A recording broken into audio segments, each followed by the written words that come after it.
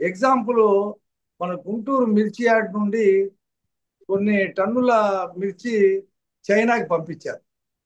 ఆ చైనాకి పంపిస్తే ఏమైంది, ఆ చైనా అధికారులు చూసి దీంట్లో పెస్టిసైడ్స్ ఎక్కువగా ఉన్నాయి, మేము తీసుకోమని చెప్పి ఆ మొత్తం కూడా వెనక్కి పంపించేశారు.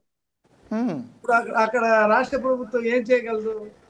మళ్ళీ చైనా వాళ్ళతో కేంద్ర ప్రభుత్వంతో మాట్లాడి, కేంద్ర వాణిజ్య శాఖతో మాట్లాడి ఆ ఉమ్, ప్రయత్నం చేయగలిగి తప్పితే రాష్ట్ర ప్రభుత్వం దాంట్లో ఏం చేయలేదు కదా. ఉమ్, ఇప్పుడు మిర్చికి ఒక గిట్టుబాటు ధరే రాలేదు. ఉమ్, వచ్చింది చైనా మార్కెట్ రిఫ్యూజ్ చేసింది.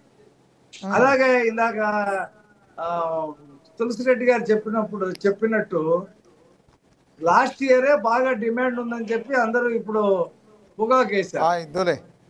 కంటిన్యూ పొగాకే చేయండి. విపరీతంగా పండింది. విపరీతంగా పండేటప్పటికి కంపెనీలు టైఅప్ అయ్యి దాన్ని తక్కువ కొంటాం అనేటప్పటికి సమస్య ఉత్పన్నమైంది. ఈ జగన్మోహన్ రెడ్డి గారు అక్కడికి వెళ్ళి మేము లాస్ట్ ఇయర్ 1 కేజీ 36,000 రూపాయలు కొన్నామని చెప్పి చెప్తున్నాడు.